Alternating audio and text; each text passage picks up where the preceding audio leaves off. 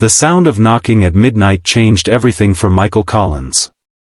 What began as another lonely New Year's Eve became the first chapter of an unexpected love story that would challenge everything he thought he knew about second chances.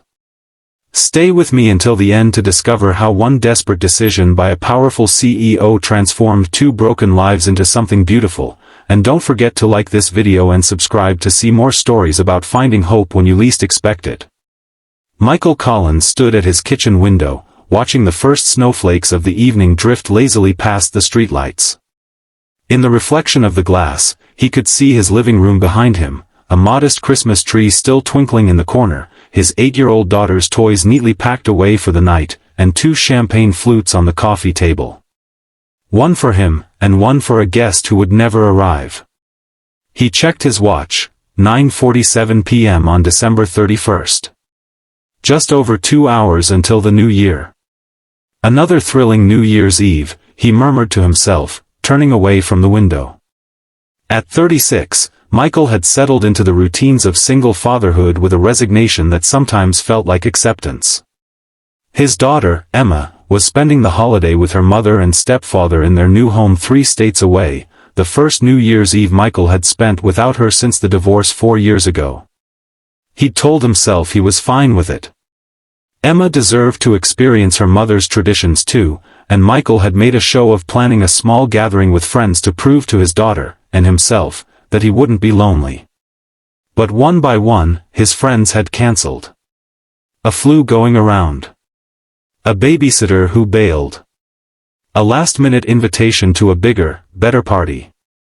And now here he was, alone with 2 champagne flutes and a cheese platter meant for 6. Michael's phone buzzed on the counter. He picked it up, hoping irrationally that it might be one of his friends with a change of plans, but it was just Emma's nightly video call. His daughter's face filled the screen, her gap-toothed smile and tousled brown hair instantly lifting his spirits. "Daddy! Happy almost New Year," she exclaimed. "Are your friends there yet? Is your party fun?" Michael glanced around his empty apartment and made a split-second decision. "They're in the other room," he lied, angling the camera so only his face was visible. "We're having a great time." "That's good," Emma said, clearly relieved. "I was worried you'd be sad without me." "I miss you, Pumpkin, but I'm okay," Michael assured her, hating the dishonesty but unwilling to burden his daughter with his loneliness. "Are you having fun with Mom and Greg?" Emma launched into an excited description of her evening, the special dinner her mother had prepared, the new dress she got to wear, the permission to stay up until midnight for the first time. Michael listened attentively, asking questions and expressing appropriate enthusiasm, all while ignoring the hollow feeling in his chest. "Mom says I have to go now," Emma said eventually. "We're going to play a game before the ball drops." "Okay, sweetheart. Have fun and Happy New Year. I love you." "Love you too, Daddy. See you next year." Emma giggled at her own joke before ending the call. Michael set his phone down and sighed. He should be grateful, he knew. He had a healthy, happy daughter, a decent job as a financial analyst at Westridge Technologies, and an apartment in a safe neighborhood with good schools. Many single parents had it much worse. Still, on nights like this, the silence of his apartment seemed to have physical weight. He poured himself a glass of the champagne he'd bought, no sense letting it go to waste, and settled on the couch, flipping through television channels until he found the New Year's Eve coverage from Times Square. The hosts were overly enthusiastic, the crowds looked cold and uncomfortable, and the musical performances were clearly lip-synced, but it was better than nothing. As the evening crawled toward midnight, Michael found himself dozing off, the champagne and the monotonous television coverage lulling him into a light sleep. He might have slept right through the new year if not for the sudden, sharp knocking at his door. Michael jerked awake, momentarily disoriented. The television was still on, showing the crowds in Times Square counting down the final 15 minutes of the year. The knocking came again, more insistent this time. Frowning, Michael made his way to the door. Who would be visiting at this hour? He hadn't ordered food, and his apartment building required a key fob to enter the main door, so it couldn't be a random stranger. He peered through the peephole and froze in shock. Standing in his hallway, looking uncharacteristically disheveled, was Alexandra Winters, the CEO of Westridge Technologies and Michael's boss's boss's boss. Michael had only spoken to her directly a handful of times in the 3 years he'd worked at Westridge. She was a legend in the tech industry, brilliant, driven, and notoriously private. At 42, she had built Westridge from a startup into a Fortune 500 company, earning both admiration and fear from her employees. And now she was standing outside his apartment at 11:45 p.m. on New Year's Eve. Michael hesitated, wondering if he was still asleep and dreaming. The knocking came again, followed by a voice. "I know you're in there, Collins. Open the door." Definitely not a dream. Alexandra Winters knew his name and where he lived. This couldn't be good. Michael smoothed down his rumpled sweater, ran a hand through his hair, and opened the door. Alexandra Winters was even more striking up close than she was during company meetings. Tall and elegant, with sharp features and penetrating gray eyes, she typically projected an aura of complete control. But tonight, something was off. Her caramel-colored hair, usually styled in a sleek bob, was windblown. Her expensive coat was buttoned incorrectly, and there was a faint flush to her cheeks that suggested she might have been drinking. "Ms. Winters," Michael said, unable to keep the surprise from his voice. "Is everything okay?" She fixed those gray eyes on him with an intensity that made him want to step back. "May I come in?" It wasn't really a question. Michael stepped aside, his mind racing through possible scenarios. Was he being fired? Had there been some catastrophic error in his last financial report? Was the company in trouble? Alexandra swept past him into the apartment, her gaze taking in the modest living room with its Christmas tree, the 2 champagne flutes, the cheese platter, and the New Year's Eve broadcast still playing on the television. "Am I interrupting something?" she asked, turning back to him. "No," Michael admitted. "My plans fell through." She nodded as if this confirmed something for her. "Good. I need your help." "My help?" Michael echoed, bewildered. "With what?" Alexandra began pacing, her movements uncharacteristically agitated. "The board is moving against me. They're planning to vote me out at the first meeting of the new year." Michael stared at her, struggling to process this information. The board of directors wanted to remove Alexandra Winters, the founder and visionary behind Westridge Technologies? It seemed impossible. "I don't understand," he said carefully. "What does this have to do with me?" Alexandra stopped pacing and fixed him with that penetrating stare again. "Your financial analysis from last quarter. The one about long-term growth projections for the European market." Michael nodded slowly. He remembered the report, a detailed analysis he'd prepared for his department head, which had apparently made its way up the chain of command. "Your projections contradicted the board's consultant," Alexandra continued. "They're using the consultant's numbers to justify a change in leadership. I need you to help me prove your analysis is correct." Michael's mind was spinning. "Tonight? Now? The meeting is on January 2nd. I need to be prepared." "But it's New Year's Eve," Michael protested weakly. Alexandra glanced at the television, where the countdown clock showed 12 minutes until midnight. "Yes, I'm aware of the date, Collins. I wouldn't be here if it wasn't urgent." Michael ran a hand through his hair, trying to think. This was bizarre on so many levels. Why would the CEO of a major corporation come to his apartment on New Year's Eve instead of calling him into her office? Why him specifically, when there were dozens of more senior financial analysts at the company? And why did she seem so unsettled? "Ms. Winters," he said carefully, "I'm happy to help, but wouldn't this be better handled at the office? With the full financial team?" Something flickered across her face, vulnerability, perhaps, or embarrassment. It was gone so quickly Michael thought he might have imagined it. "The board has allies throughout the company," she said.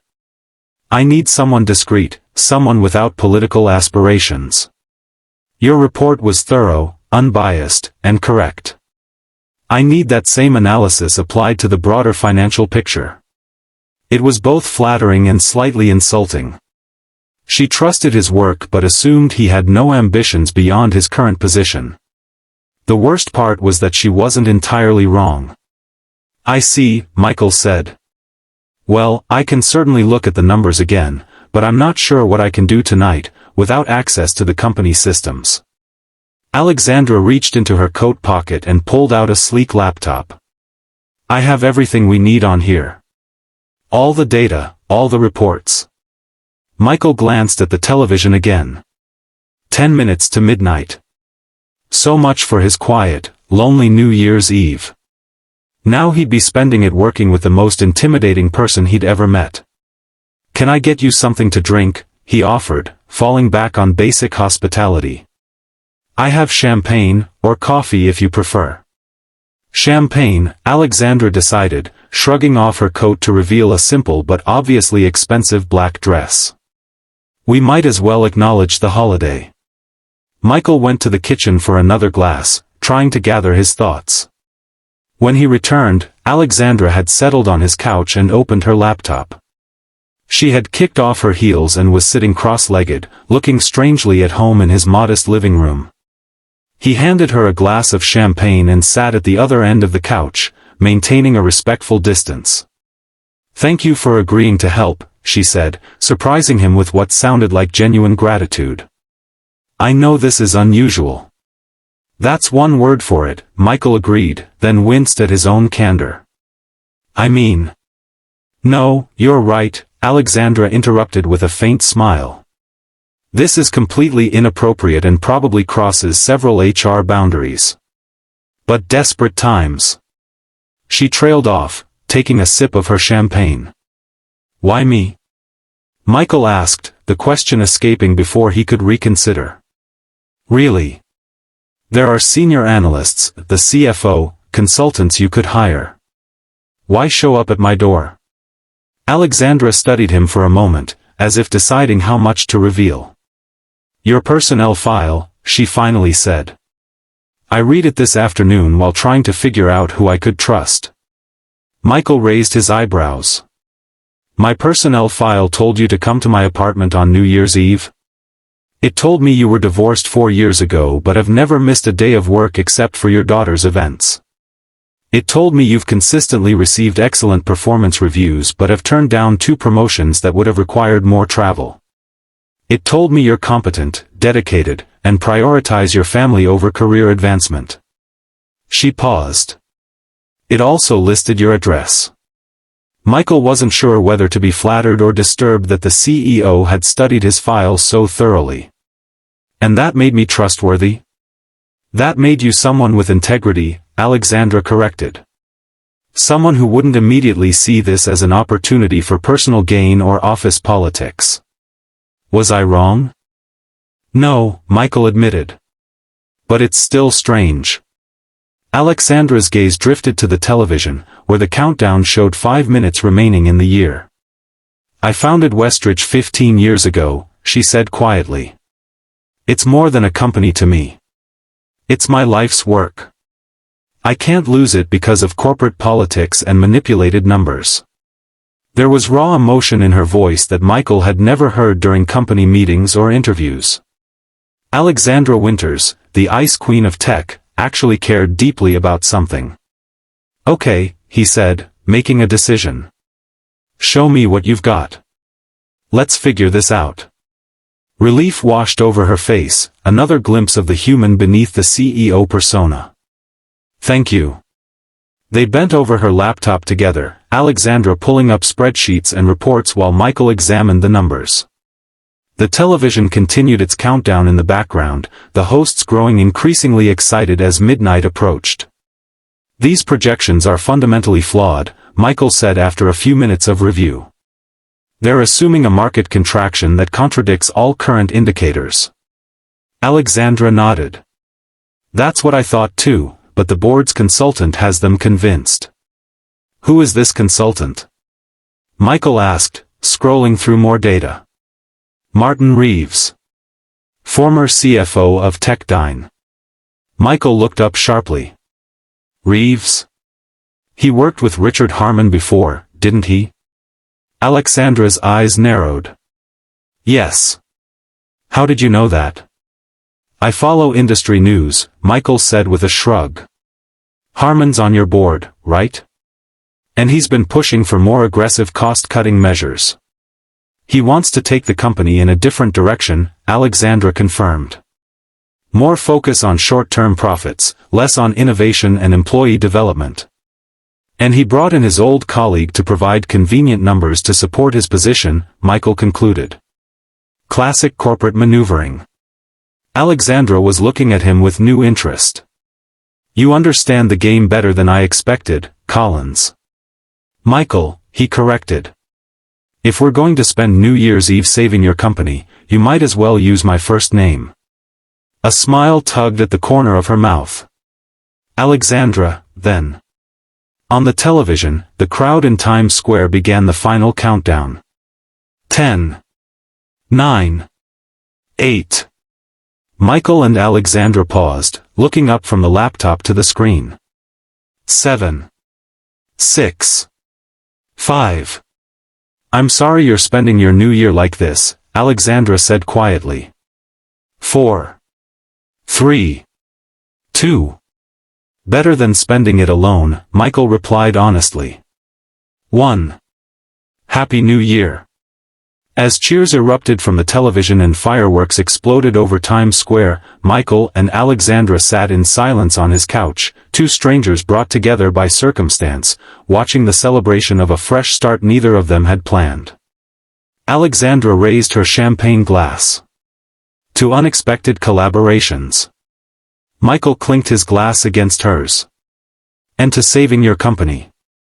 They drank, and for a moment, the CEO and the financial analyst were just two people sharing a quiet New Year's toast. Then Alexandra set down her glass and turned back to the laptop. Now, show me exactly how we prove Reeves' numbers are wrong.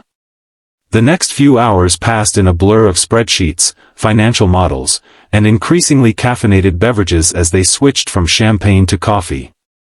Michael found himself impressed by Alexandra's grasp of the financial details. She might be known for her visionary leadership and technical expertise, but she clearly understood the numbers behind her business as well. For her part, Alexandra seemed surprised by Michael's insights into corporate strategy and board dynamics. You're wasted in middle management, she remarked around 2 a.m. as he explained how they could reframe the European market projections to highlight the flaws in Reeves' analysis. I like my current role, Michael said simply. It gives me the flexibility I need for Emma. Your daughter, Alexandra nodded. She's with her mother tonight? Yes, first New Year's without her, Michael confirmed, surprised that Alexandra remembered this detail from his file. She's back the day after tomorrow. Alexandra glanced around the apartment, taking in the evidence of a child's presence, the colorful drawings magnetized to the refrigerator, the small pink backpack hanging by the door, the chapter book stacked on the end table. It must be difficult, she said, her tone neutral but her eyes curious. Balancing everything on your own. Michael shrugged. You adapt. Emma's worth every sacrifice. Alexandra seemed about to say something else but instead turned back to the laptop. Let's look at the Asian market projections next. Reeves' numbers are even more suspect there. By 4 a.m., they had compiled a comprehensive rebuttal to the consultant's report, complete with corrected projections and supporting data from multiple sources. Michael's eyes burned from staring at screens, and he stifled his third yawn in as many minutes. Alexandra noticed. We should stop. You're exhausted. I'm fine, Michael insisted, though he was fighting to keep his focus. We're making good progress. We've done enough for tonight, Alexandra decided, closing the laptop. This gives me what I need to start with. I can have my team refine it tomorrow. Michael nodded, too tired to argue. Now that they were no longer working, an awkward silence fell between them. It was 4 a.m. on New Year's Day, and the CEO of his company was sitting on his couch. What was the protocol here? I should call a car, Alexandra said, reaching for her phone. I should call a car, Alexandra said, reaching for her phone. At this hour? On New Year's? Michael shook his head. It'll be nearly impossible to find one, and the surge pricing will be outrageous. Alexandra looked momentarily lost, an expression so at odds with her usual commanding presence that Michael found it almost endearing. I have a spare room, he offered hesitantly. It's nothing fancy, just Emma's craft room with a futon, but you're welcome to stay until morning when transportation will be easier. Alexandra hesitated, clearly weighing her options. I wouldn't want to impose further. It's no imposition, Michael assured her. You'd be doing me a favor, actually. I'd worry about you trying to find a car at this hour. A small smile touched Alexandra's lips. Worried about the CEO, Collins? That's a change of pace. Michael, he reminded her. And yes, I'd worry about anyone trying to navigate the city in the early hours of New Year's Day. Alexandra considered this, then nodded. All right. Thank you. Michael. He showed her to the small room where Emma did her art projects and homework. The futon was already made up with sheets and blankets. He'd prepared it for a friend who had planned to stay over after the party that never happened. Bathroom is across the hall, Michael explained. There are clean towels in the cabinet if you want to shower. I can lend you a t-shirt to sleep in if you'd like something more comfortable. Alexandra looked down at her black dress, which, while simple, was clearly not designed for sleeping. A t-shirt would be appreciated. Michael fetched one of his larger shirts, a plain navy blue one that he hoped wouldn't be too inappropriate to offer his CEO, and handed it to her along with a new toothbrush still in its packaging.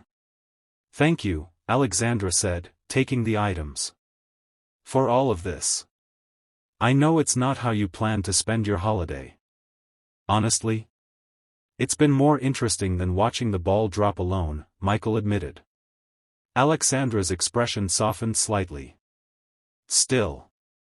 I appreciate it. She paused, then added, Good night, Michael. Good night, Alexandra.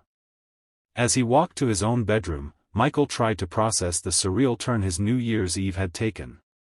12 hours ago, he'd been dreading a lonely night.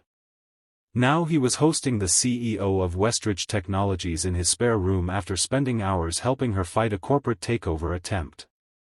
Life was certainly unpredictable. Despite his exhaustion, sleep didn't come easily. Michael lay awake, replaying the evening's events and wondering what the morning would bring. Would Alexandra revert to her CEO persona in the light of day? Would there be awkwardness? Would she pretend this night never happened once they were back in the office? Eventually, fatigue overcame his racing thoughts, and he drifted into a deep sleep. Michael woke to the smell of coffee and the sound of quiet movement in his kitchen. For a disoriented moment, he thought Emma had returned early, but then the events of the previous night came rushing back. Alexandra Winters was in his apartment.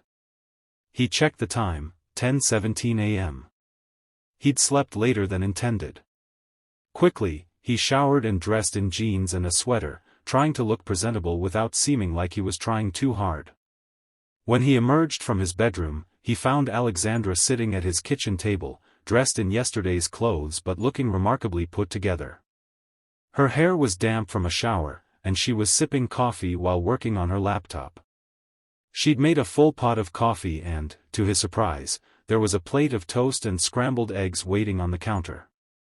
Good morning, she said, looking up from her screen. I hope you don't mind that I made breakfast. It seemed the least I could do. Not at all, Michael replied, pouring himself a cup of coffee. Thank you. I didn't know CEOs could cook. A hint of amusement crossed her face. Contrary to popular belief, I wasn't born in a boardroom. I do possess basic survival skills. Michael smiled, taking a seat across from her with his coffee and the plate of eggs. How long have you been up? A couple of hours. I'm an early riser, even after late nights. She gestured to her laptop. I've been refining our analysis from last night. Your insights were extremely helpful.